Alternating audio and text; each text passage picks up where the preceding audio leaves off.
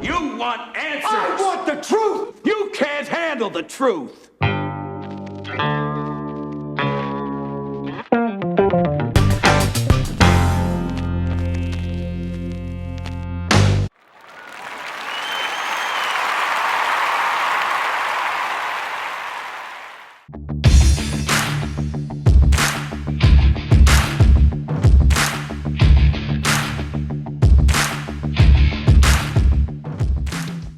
Authorities believe that the guard drew the attention of the mass murderer. I don't even like calling him that because I think he was set up, but that's just my opinion. It's not fact. Right. All right? Right. The person who everyone thinks shot the guy, right? Shot the crowd.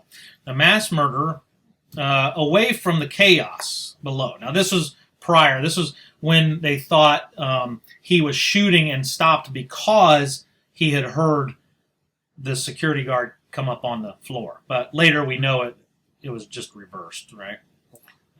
So on Friday, this is when the story gets really confusing.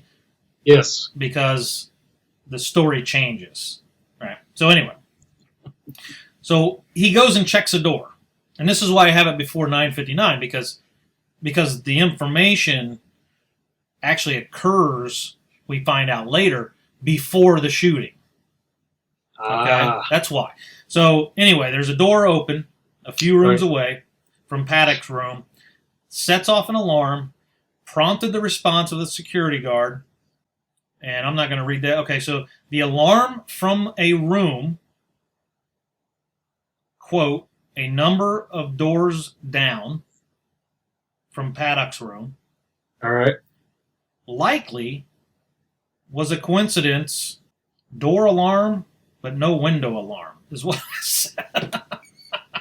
So it's a few doors down. So I don't know. I haven't dealt with hotels. You probably dealt with hotel fires. You know, what's alarm? I mean, usually high rise that big, maybe there's a secure door that is some kind of a sprinkler connection halfway up or something, Yeah. I mean, you're talking, many floors. Yeah. So maybe there's a pump for a sprinkler connection or something, or maybe there's a mechanical room or, but side of that, I don't know what it would be, So we got to know where we have to know where that door is because we know that Jesus went up to that door. We don't know if he actually got to the door or not. We think he did, okay? Because that's why Paddock supposedly shot, okay? So we don't know. Did he walk past? Well, Paddock's in a corner suite. He's not going to walk past the room. He's in a corner. He's in a cul-de-sac up in the hallway.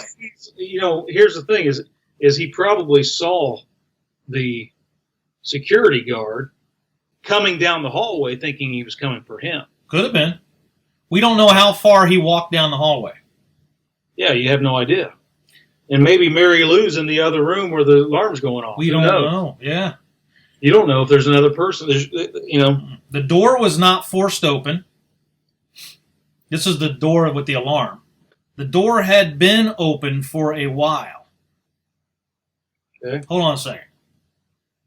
Hold on. Whoa. The door wasn't forced open. It had been open for a while. Right. Okay. Which tells me that it wasn't an alarm from entry. It was what I would think would be some kind of smoke alarm coming from that particular room. Interesting. So, because we go on so many of those. Ah, okay. It's burning popcorn or whatever. Yeah. And so if it wasn't forced open, right. Then it had to be. It could have been smoke from a weapon. Yeah. Setting the alarm off. Could have been. It says now. My question is this: the door was not. Now this is out of the newspaper, right? Or online news. The door was not forced open. Time out. How do you know that? Well, it depends on whatever the report was, because you can see whether a door is forced open or not. You know, Well, somebody makes forced entry, you're definitely going to be able to tell in a hotel room. Okay. All right. So I will. So let's take that. Okay. Let's take that and let's talk about it a little bit. Because this sentence says the door was not forced open, meaning it wasn't damaged.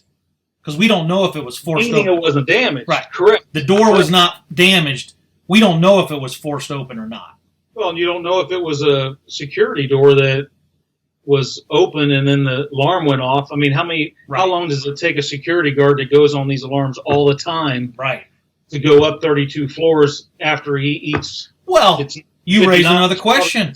He's probably eating supper and stuff going, oh my God. I don't know, man. Alarm. Let's ask the question. Where was Jesus Yes. when he got the call about the alarm on the 32nd floor? Where was he? Where was Jesus when he got the alarm? Yep, when he got that call. But the next part of this sentence is really interesting. So the door was not forced open, comma. Okay. It had been open for a while. Now, who knows that? That's a horrible statement right there. How do I, if I'm telling you that, hey, that door wasn't forced open, but it had been open for somebody a else while. was up there for a while. That means I know. Somebody I else, know. the guy talking, whoever he got that information from, was there.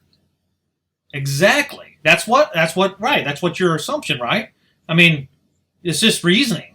It's just Right. it's basically analyzing the statement, you know? I mean, Correct. Yeah. So that's my guess. And Paddock didn't have the keys to that room.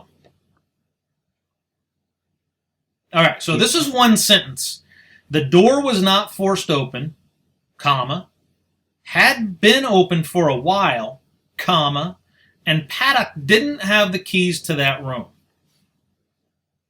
Man, that's a crazy whole statement right there, man. That is. That says a lot, doesn't it? Yeah, it Let's does. talk about that one, man. So, what news agency wrote that? So this was the person who said this. This was MSN, but it was Clark County Undersheriff Kevin McMahill, right? And McMahill said, it's two sentences. Let me read both sentences. All right. The first one I'm going to repeat. The second one we haven't heard yet.